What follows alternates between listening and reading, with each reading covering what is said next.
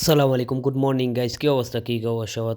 আজকে আমি এক জায়গায় ঘুরতে গেছিলাম, মূলত পিকনিকে গেছিলাম, কিন্তু এখানে আমি ভালোভাবে ভিডিও করতে পারি না। আর যাই করছি একদম খুব কম ক্লিপ নিছি, যার কারণে আমি ওই ক্লিপগুলো দিয়ে ভিডিও এডিট করতে পারতেছি না। করলেও ওইটা তেমন একটা সুন্দর হবে না বা আমি মিলাইতেও পারবো না। আর ভিডিও ক্লিপ না নেওয়ার পিছনের রিজন আছে দুইটা। একটা হচ্ছে যে আমার মোবাইলের চার্জ ছিল না, আর দ্বিতীয় নাম্বার কারণ হচ্ছে যে ওইখানে বিজিও ছিলাম আর ওইখানে মানুষজন ছিল অনেক বেশি, তাই ভালোভাবে ভিডিও করতে পারি নাই। আজকে 15 তারিখ আমাদের পিকনিকে যাওয়ার প্ল্যান ছিল রেডিসনের পক্ষ থেকে। 9 তারিখ একটা ছিল আর 15 তারিখে আমাদেরকে দিছে। তো সকালে উঠে আমার অনেক বেশি খারাপ লাগতেছিল, আমি যাব না ভাবতেছি। পুরো আমার আপু বলতেছে যাইতে, তো আমি আমার আপুরে বলতেছি আমি যাব না, আমি তোরা নামাই দিয়ে চলে আসবো। তো একটা বাইরে কল দিলাম যে না যাইলে কোনো সমস্যা হবে না, কেউ বলতেছে কোনো সমস্যা তো হবে না, একটু রেপুটেশন খারাপ টারাপ হবে এগুলো আর কি। কারণ আমি নাম দিয়ে দিছি, নাম দিয়ে দেওয়ার পরও যদি না যাই তো এটা একটু খারাপ দেখায় অবশ্যই। যাই হোক, খারাপ লাগতেছিল, তারপরও গেলাম। আমার আপুরে নিয়ে ভাবছিলাম যে আমি চলে আসবো। তো এখানে গিয়ে দুই একজন ভাই ব্রাদারকে পাইলাম,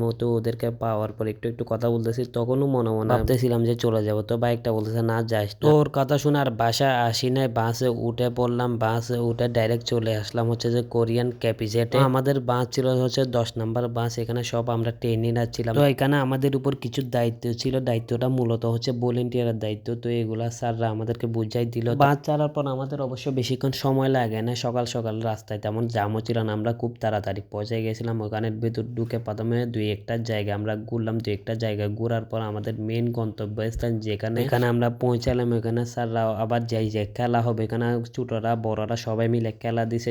যে খেলা হবে, কিভাবে ভলেন্টিয়ার করতে হবে, কোন খেলা কিরকম করতে হবে, এগুলো আমাদেরকে বুঝাই দিল। এরপর আমরা আমাদের মতো কাজ শুরু করে দিলাম। কাজও করতেছি, অনেক মজাও করতেছি, তার মাঝে অনেক পোলাপাইনরা ছবি টবিও তুলে দিলাম। তারপর আবার একটা কাজও করলাম। এগুলো অবশ্যই কাজের কাতারা পড়ে না, একদম মজা করে করে কাজ করতেছি, যার কারণে এগুলো তেমন একটা গায়েও লাগতেছিল। তো এগুলা করার পর আমরা একটু উপরে গেলাম। এখানে একটা রিসোর্ট সিস্টেমের ছিল, এখানে একটু শুইলাম, বসলাম। এখানে অনেক বাতাস টাতাস ছিল, অনেক ভালোই লাগতেছিল। এখানে কিছুক্ষণ বসে টসে এখানে কাপড়দের খেলা হয়েছিল, ওইগুলো অবশ্যই আমরা দেখি না। এরপর আমরা লাঞ্চ করতে আসলাম, লাঞ্চ টাঞ্চ করলাম। লাঞ্চ টাঞ্চ করার পর আবার আরেকটা খেলা শুরু হইলো। অবশ্যই এটা খেলা না, এটা হচ্ছে যে লটারি সিস্টেম, এটাকে বলা হচ্ছে র্যাফেল ড্র। এটার মূলত 14 জনকে পুরস্কার দেওয়া হয় লটারির মাধ্যমে। এখানে হচ্ছে যে আমরা যারা স্টাফ গেছিলাম, অনেকগুলা স্টাফ ছিল, মূলত 200-300 মতো স্টাফ ছিল। ওই 200-300-র মধ্যে 14 জন স্টাফ পাবে। ছোট বাচ্চা দিয়ে লটারি সিস্টেম করে তুলবে একটা একটা কাগজ, যার নাম আসে এই গিফট পাবে। লটারির পুরস্কার শুরু হলো 14 নাম্বার থেকে, মানে 14, 13, 12, 11 এমন করতে করতে একে আসবে। তো 14 নাম্বার লটারিটা যখন তুললো তখন নাম আসলো হচ্ছে যে আমার আপুর।